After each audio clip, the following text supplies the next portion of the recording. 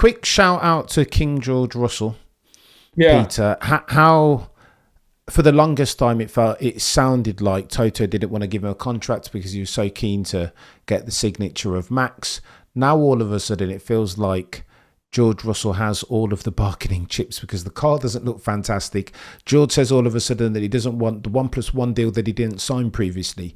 Now he's very keen to sign because he doesn't know whether Mercedes are going to have the advantage in 2026. Yeah. What do you think of George? Should he sign with Mercedes a long-term deal, or do you think he's right to leverage a bit of flexibility, potentially go to Aston Martin or whoever else is the quickest next year? No, I think he should definitely build in flexibility. And I think because Toto wasted time talking to Max and not to George, he should quadruple the amount of money he was going to be asking for from Toto. Take Mercedes to the cleaners on a retainer now. That's what he should do because he deserves it. He drove beautifully. He's not a short corner, super soft driver in terms of edges. He's spiky in a couple of areas, but he's so good. He's got this Fernando Alonso ability just to have the car square to the road, just doing what it should be doing, just sheer grunt, really good. I mean, if you compare him with Lando's finesse point is that he's very good sometimes at not being on throttle or brakes, just letting the car settle. I mean, that's a complete anathema to George Russell. He would never be in a situation where he wasn't either braking or accelerating. He would never, ever be floating like that, like Lando.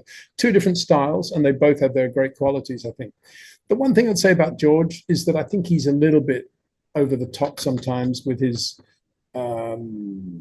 frenetic stuff on the radio about other drivers and penalty this and he's weaving here and all that stuff. It's a bit. I think he would be a better driver actually if he quietened down a bit there and just didn't say as much. We know he's an intelligent guy. We know he's going to be the first to report the spots of rain on the visor.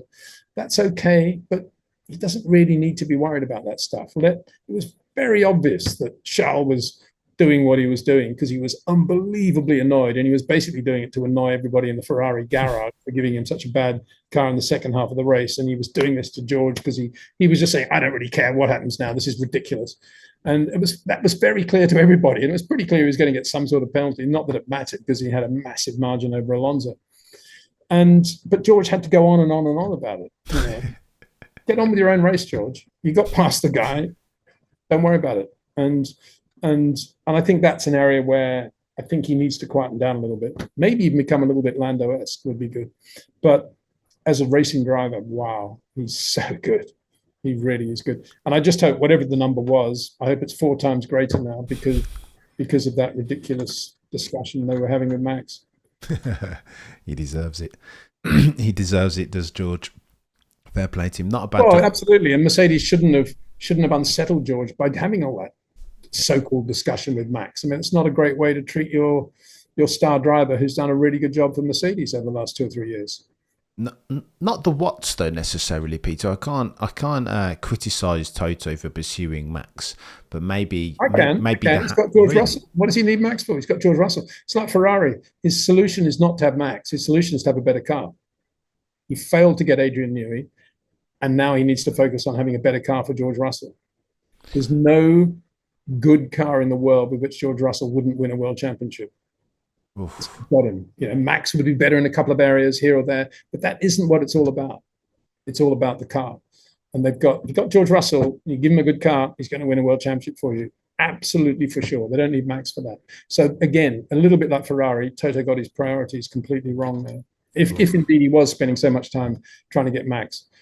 I doubt it myself because I think Toto's a bit of a racer and he's not quite as, off the ball as, say, John Alcon. But having said that, everybody, the community is saying that he was desperately trying to get Max. Well, wasted time. He should have been looking after George, making George feel even more comfortable and confident, but spending much more effort getting Adrian, which he never did.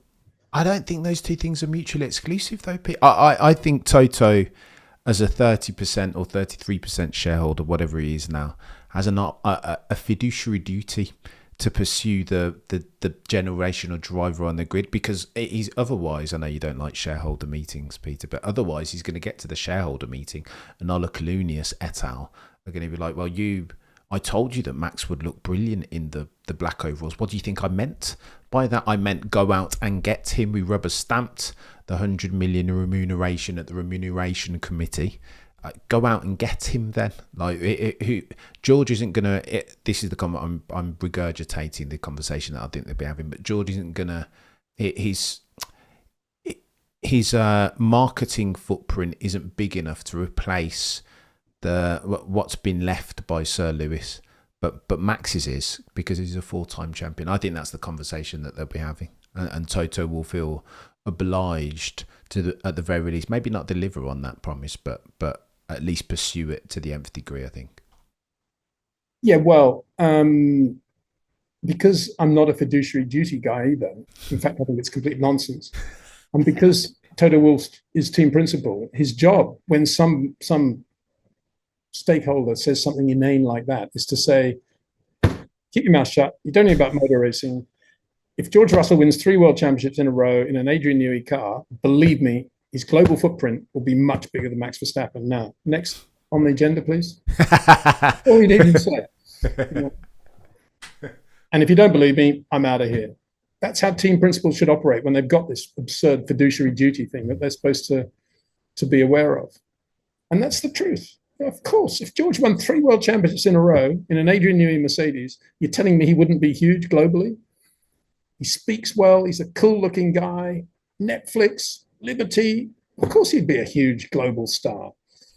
People have such short attention spans. That's the trouble. And they think, oh, you got to have Max. A bit like Ferrari. Got to have Lewis. We're not winning championships. He's won 7. We've got to get Lewis. Big like Charles and Carlos. Yeah, but you've got to get Lewis. He's going to change it all. 7 world championships. He knows all about cars, how to make the car faster. It's just like Cadillac now. You've got to have Bottas and Perez. All that experience. They're going to make the car really quick. Give me a break. I think I'd love to see Valtteri in the car. I mean, I'm a big fan of Valtteri. I like him a lot. Good guy. But Perez in the other car? At least put Carl Kirkwood in or somebody imaginative. But the problem is, Peter, again, with my accounting cap on, there's no discounting. There's no discounting the 20 to 30 million US dollars that Checo Perez is going to bring in per annum to that team. That could be a difference between the team going under and being a going concern in Formula One. I thought this huge Wall Street company behind them had $750 million or something. You're telling me 30 millions enough to justify having a washed out driver? Sorry, I won't. Let me recant that. A driver who's seen better days, and not some young American who'd do lots for the brand and nonetheless would be a great story as well for the American press. And beyond that, potentially could be very, very quick. Why wouldn't you go that route? Why is 30 million suddenly so important to a team with a $750 million backer, as we're told?